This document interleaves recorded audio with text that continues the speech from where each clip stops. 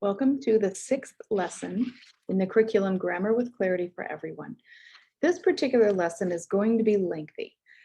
We have a lot to cover. The topic of this is types of phrases. So I'm going to actually break this one into two distinctive videos. There will be several pages of notes that we're going to take, but I'm just positive that by the end of the two lessons, as we're working through the notes, you're going to start to feel quite a bit of confidence related to these subjects. So with that in mind, we're going to need to have a full range of colors from your colored pencils. Specifically, you are going to need purple, pink, orange, yellow, green, dark blue, red, light blue.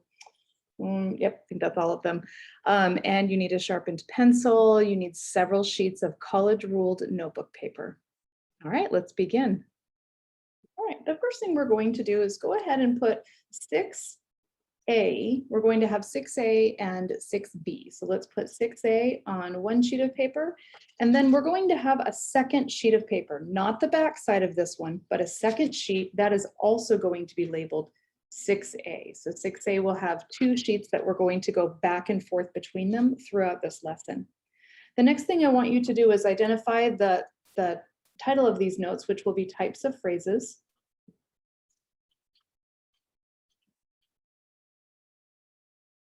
All right, so with our notes, we've been using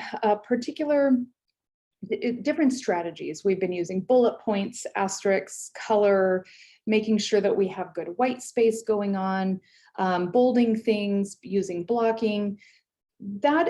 All of these techniques are incredibly helpful when we are going back and glancing at items that we've learned, but specifically when there's so much information that's contained in one lesson. And that's definitely the case with this lesson and the next one. So the first thing we're going to do, I want to let you know that we're going to be having two general asterisks here. We're not going to use bullet points, but we'll use asterisks. Just the two things to remind you of what a phrase is.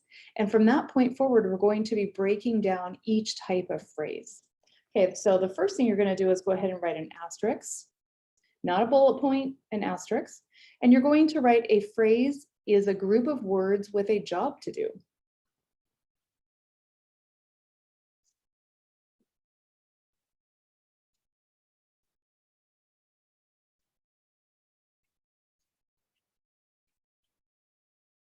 And then the next line, not another asterisk, but the next line, we can figure out its job based upon its name.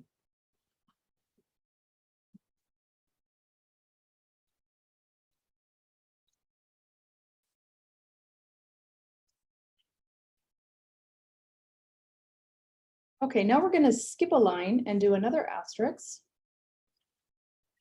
And this is a reminder from the Venn diagram that we did in the last lesson, which is that it's always going to be missing either a subject or a predicate or both. So that's what we're going to write next. And then we're done with defining what a phrase is in general, okay? So we're going to write will always be missing.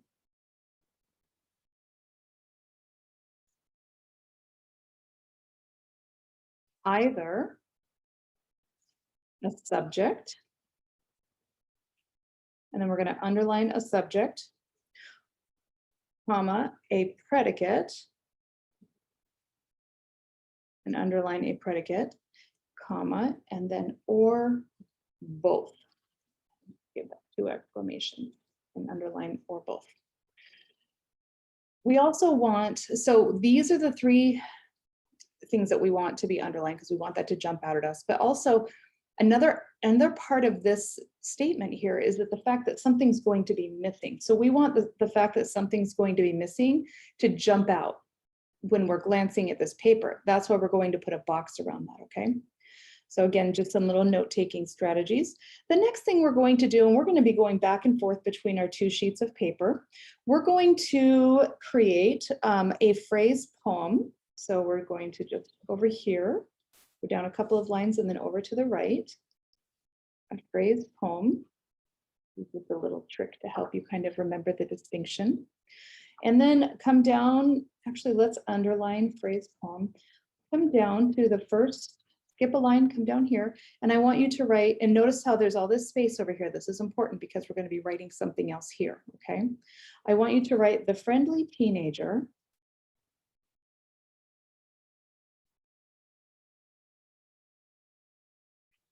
and then skip a line with a huge heart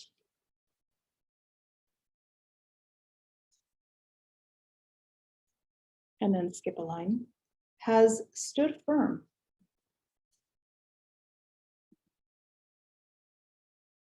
Skip a line, very stubbornly.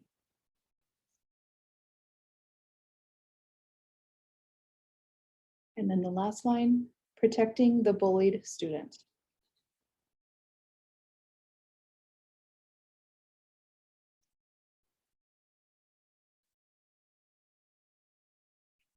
Okay. So this is a phrase poem. Now, each of these is a different type of phrase, and we're going to use color coding and we're going to name them over here. We're going to work one at a time. As we do one, then we're going to move to our other sheet of notes so that we can identify that with a little bit of extra information. But this first one, I want you to go ahead and over here, I want you to write noun phrase, because that is what this one is. And then we're going to put noun phrase in a box. Each of our phrases, as we identify them, will be in a box, the name of it. All right, and then I want you to pick up your pink, and we're going to go over the word noun in pink. Now, please do not underline. When I ask you to go over a word in color, please do go over that word in color. We'll be using color underlining for something different. So it's important that the color coding is the exact same as what I have pre-planned here. So you're going to go over your word noun in pink, this dark pink. And then when we look at this phrase, the friendly teenager is a noun phrase. So what noun in here? Is the a noun? Nope. Friendly? Nope. Friendly describes the noun. Teenager, that's the noun. So we're going to go over teenager in pink. Make that stick out, okay? So that's a noun phrase. Teenager is our noun. The next one, you may already know this. With a huge heart is called a prepositional phrase. Okay, let's go ahead and write. Oh, I'm sorry, we're not ready for that yet. Completely forgot that we need to jump over to our second page of notes. So not this one, but we're going to go ahead and jump to 6A, the second 6A. And we are going to give us some very specific information about noun phrases. Oh, I wrote noun phase. Oopsie, noun phrase. All right, at the top, we're going to write types of phrases.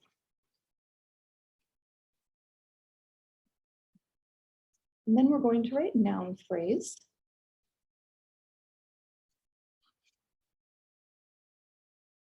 Okay. Over here, for each one of these, we'll put it in a box and then we'll identify the important information about it. And then we'll have about 2 or 3 examples below. That's how we'll set each one up. So a noun phrase is composed of a noun and all of its modifiers. I'm going to write that.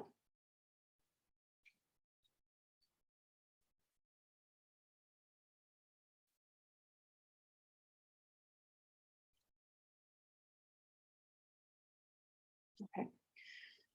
What does this word composed mean? Well, it simply means to make up of. So something that is composed of, that would be like the parts of it. We could also say created by a noun or created with a noun and all of its modifiers. We've already talked about the word modifiers, but I'll go over it one more time. A modifier is simply a word that adds information. It clarifies, it adjusts things a little bit, but it gives us more information about something. So a noun phrase is going to have our noun and then the words around it, okay, that are functioning to help us know what this noun is. Let's do a couple of examples here. The first example, we're going to identify examples with bullet points. We're going to skip down a line and come over here. We're indenting a little bit. The first one is the spotted puppy is up for adoption.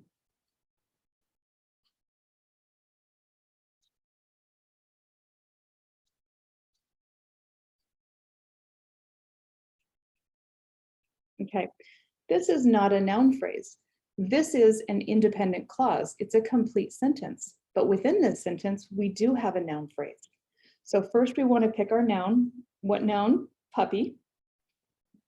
And then what is the noun phrase? The spotted puppy. All of that together works as our phrase. So first we're going to go ahead and use our same color scheme here, which is the pink. Puppy is our noun. So we're going to go over puppy, not the whole thing, just puppy. So that's the noun. And then we're going to underline the whole noun phrase. So the spotted puppy is the whole noun phrase. We'll do one more. Go down one more line. The car wash does a great job of cleaning my car.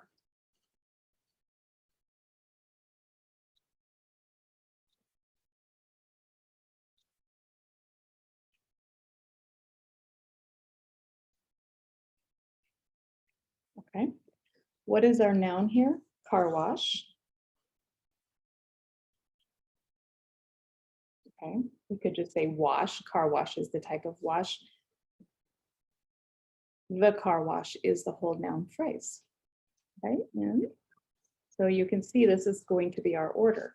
So we're going to go through our poem, and then each type of phrase, we're going to come to this other page and we're going to add more information. So these two pages are going to work in conjunction with each other. Now I'm going to slide that back underneath, come back to our phrase poem. The next phrase is a prepositional phrase. We're going to write that, and we're going to be using purple.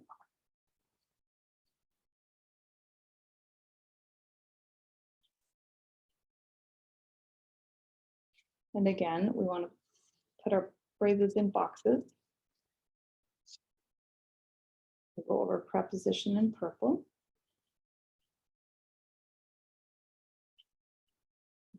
Okay, now before we talk about why this is a prepositional phrase, I'm going to show you a list of common prepositions.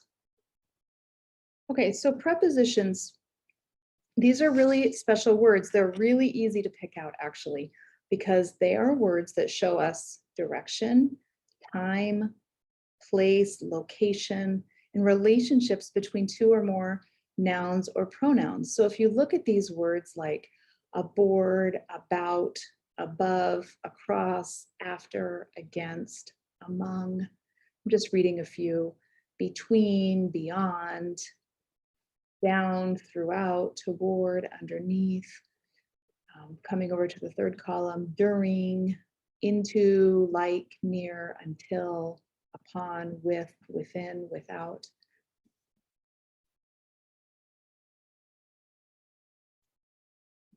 Okay, and then we have compound prepositions. These would be where we have two or more words coming together, working as a preposition, like according to, in addition to, in front of, in place of, instead of, on account of. So take a minute and read through these compound prepositions. And then I'm going to take us back to the other page, and I want you to just take a minute and read through those prepositions.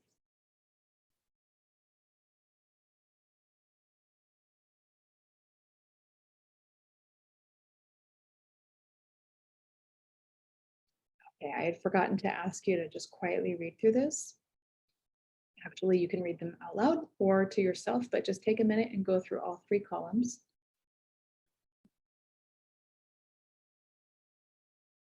Right, when you can pause the video and go ahead and go through them. So the prepositions are purple. So prepositional phrases always begin, or excuse, yeah, they begin with a preposition. The word with is a preposition. With a huge heart makes up the entire prepositional phrase. So we're going to go ahead and go over the word with, nice and heavy and bold in purple. Then we're going to go to our second page. And we're going to take some notes on prepositions, prepositional phrases specifically. Okay, so I want you to come down a line or two below the last part of noun phrase, and we'll write prepositional phrase.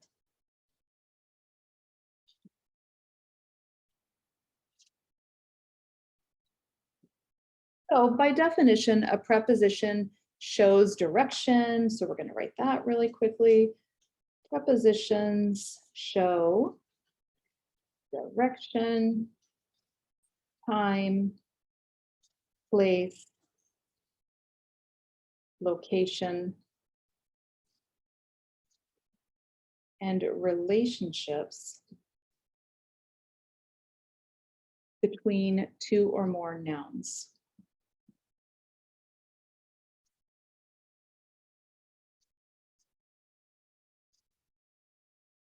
Or pronouns. Okay, and then over here, we're going to identify some example prepositions. So, I'm just going to pull a few from our list. We'll do like a bracket, an open bracket, and we've got like the word at and within, whoops, and above, with. I don't know what's going on with my spelling today.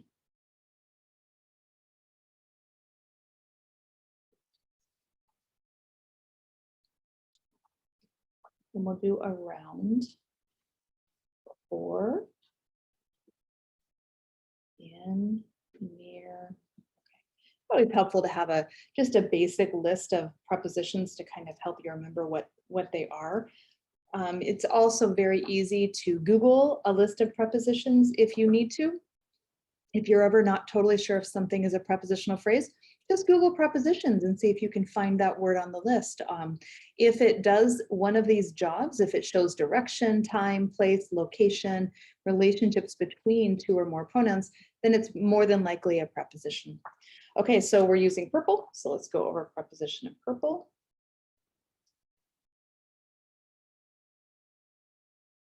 Okay, and then we're going to have just a couple of examples for a prepositional phrase. So one is going to be grab that pencil above the computer.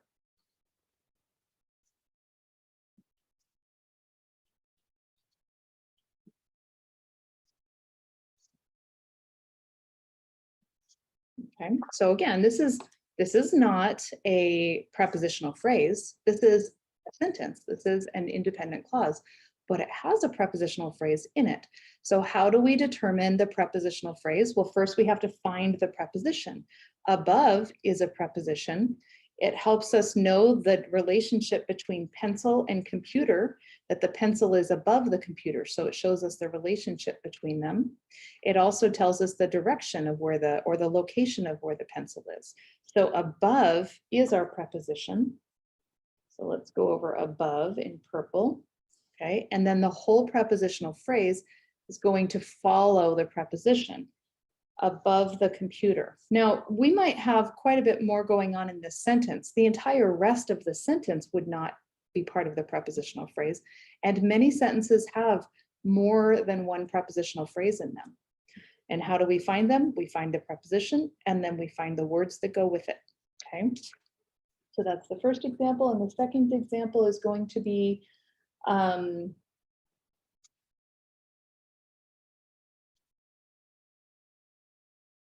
okay, this is kind of an interesting one. Within, actually, you know, I'm going to come up with another one that has two examples in it for us. Okay, I found a good one I just pulled off of the iExcel program that has 3 prepositional phrases within it, and it's going to give us a good little explanation. So we're going to write, barn owls usually remain with one partner for life, comma.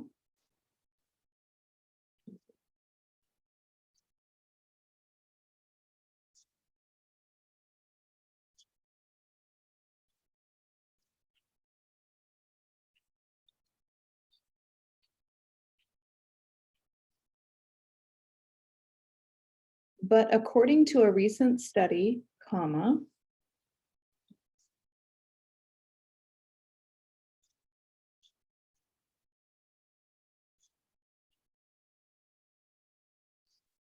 some owl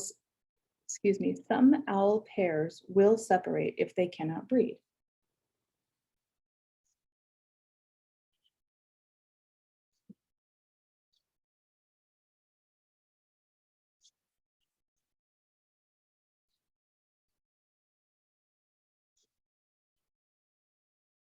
All right, so now this has 3 prepositional phrases in it.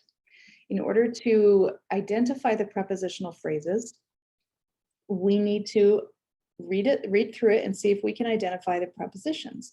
So we have barn owls usually remain with one partner. With is a preposition. So we're going to underline with one partner, okay? For life, for is a preposition. So we're going to underline for life. There's one, there's two. But according to a recent study, according to, that's one of our compound prepositions. So we're going to underline according to a recent study. We've got all three of them. Some owl pairs will separate if they cannot breed, and there are no prepositions after that. So what we're going to do is go through and identify the prepositions with our purple. Okay, and so as you can see, some prepositional phrases are fairly brief and some are a little bit lengthier.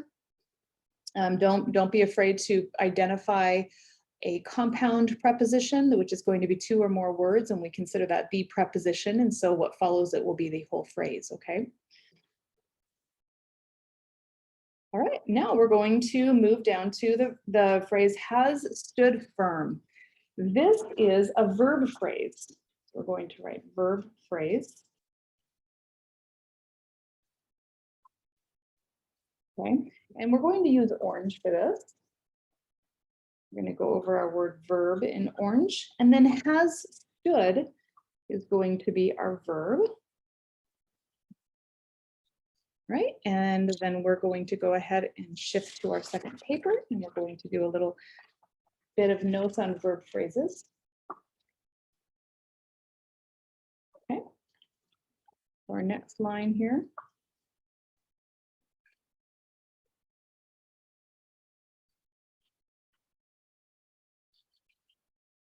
Okay, and a verb phrase is made out of a verb or made with a verb. It could be helping verbs. Excuse me, has to have helping verbs. So made with a verb and a helping verb. And so you might be wondering, what's a helping verb? And so we're going to put our helping verbs down here, like in a bracket. Well, here, let's stick with that same thing, a bracket.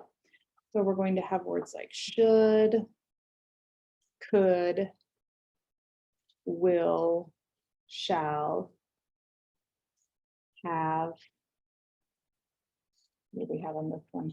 Has, etc. Okay, that's not a comprehensive list of helping verbs, but that's an example for them. All right, and then we're going to do a couple of examples. The first one, again, bullet point. I have been reading about Africa in geography.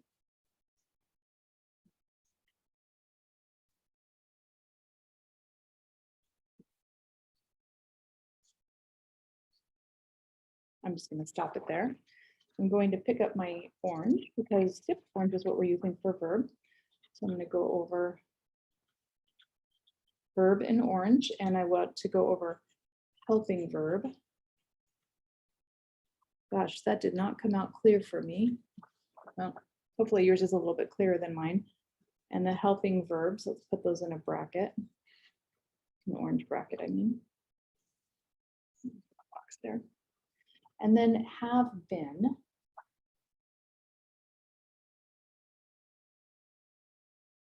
Okay, so we've got reading as our verb, right? And then have been goes with reading. I have been reading, so that's a verb phrase. Another one.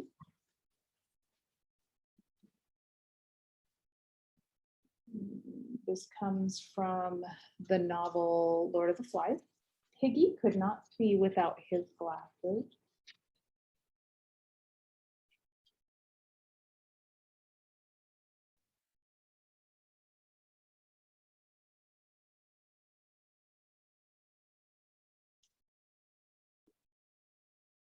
Okay, so in this case, see is our verb. Let's go over see in orange, okay? And then could see, it could not see, but could is our helping verb. Not goes with it. You can kind of lightly underline that, but it's could and see. Okay, and then we'll do the last one. Snow has been falling for days.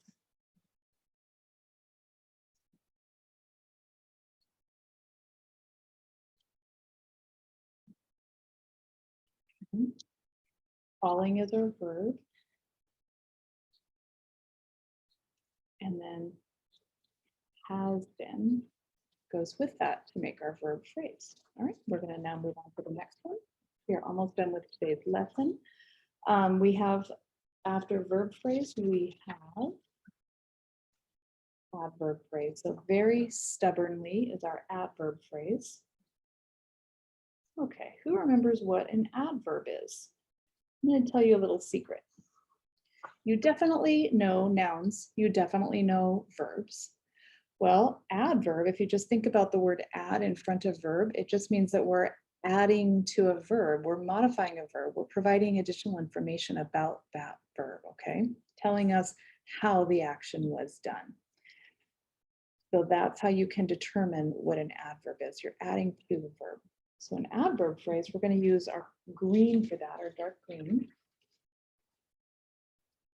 And an adverb phrase is going to, by definition, an adverb phrase is going to be two or more words working together. So here we have very stubbornly, okay? So we're going to go over both of these. Going to be part of our phrase.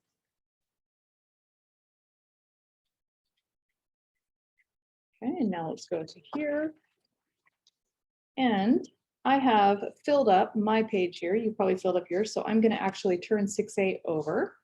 Whenever I end up with notes on the back side of something, I always draw an arrow and I write continued. So that as I'm skimming through this, when I'm looking for information, if I don't see what I need, I get to the bottom and I say, oh, I can flip this over and there's probably more. So we're going to flip this over and we're going to write adverb phrase.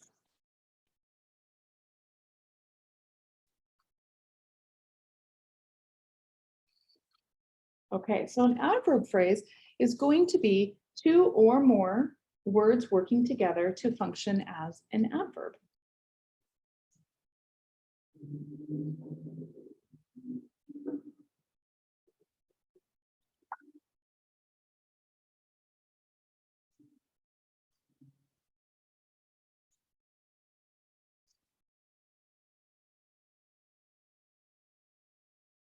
So it's modifying a verb to show us how, where, why, and when. So let's put that in a parentheses.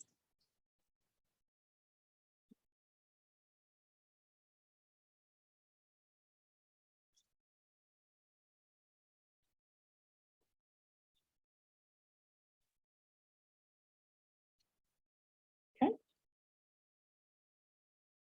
Now, the example we're going to do, first of all, we will leave quite soon.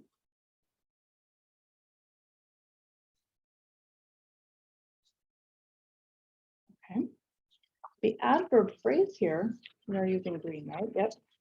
Quite soon. Well, wait a minute. If these two words, they're working together to function as an adverb, do you remember that an adverb tells us more information about a verb? So what's our verb? Our verb is leave, right?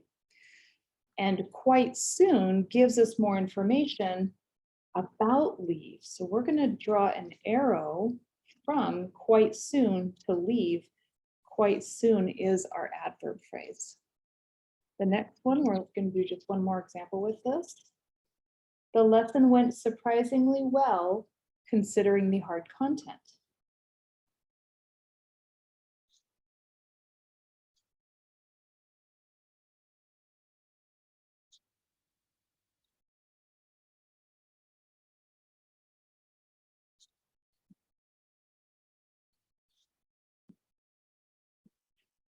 Okay. And so now we need to determine, okay, what is the verb in the sentence? Went is the verb. Do we have anything modifying how it went? It went surprisingly well. And so surprisingly well is modifying our verb went. So that is our adverb phrase.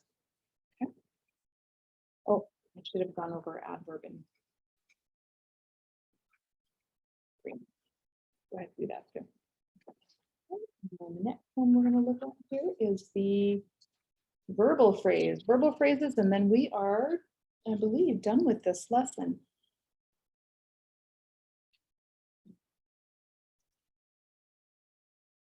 Okay. Verbals. Verbals actually fall into, verbals, I should say, that's like an umbrella statement for 3 different terms that we're going to talk about. So verbals break into 3. This is just one example of a verbal. So for our verbal, we're going to go ahead and pick up our dark blue. Now, I know I said we're only using dark blue for independent clauses, but for this particular set of notes, we're going to use it for verbal. It does not mean that verbals are independent clauses. They are not. Okay. So verbal phrase. And in this case, the verbal is protecting. We'll break that down. Okay. Protecting the bullied student. So this is the whole verbal phrase, but the protecting, we're going to underline the ing here. So a verbal is a word that's derived from a verb, but it's acting as another part of speech. So this is actually considered to be, excuse me. Okay, I just made a decision to stop here at verbal phrase, to not put a whole lot of energy into that because this one is a lengthy one. We're going to need to break it up into 3 parts. And then I want you to be able to practice verbals separately so that you don't get overwhelmed with all of these different terms. So I'm sorry that I didn't catch that initially when I prepared this. So verbals will be included in the next lesson in 6B. They're part of this little poem, so I'll reference this, but then we'll be looking at it in the other lesson. All right, so with that in mind, this lesson is over, and I know it was a long one, and I'm going to identify the IXL path for you to go to practice. Not all of these, they aren't all going to be in IXL, unfortunately, but most of them will be. So the path for you to practice today. All right, so here's the path for practice today with IXL. You are only going to be practicing identifying prepositional phrases, and that will be this column. And then this column is just having you work with identifying adjectives and adverbs. That's all that we're prepared for today. The next lesson that you'll be doing tomorrow is going to be covering quite a bit more within IXL, but this is all that we've covered today that they have practice for. So if you're in 7th grade, you'll do H.1 and GG.5, and you should do 10 of each section correct, okay? 10 of each, so it would be a total of 20 problems, okay? If you're in 8th grade, it's II.1 and H8.5. 9th grade is X.2 and DD.1. 10th grade is X.2 and DD.1. 11th grade is U.2 and Z.1. 12th grade U.2 and Z.1. Good job hanging in today. I'm proud of everybody. All right, be ready for tomorrow. Tomorrow's going to be a long one. Set some good time aside for that. Okay, make sure your pencils are sharpened.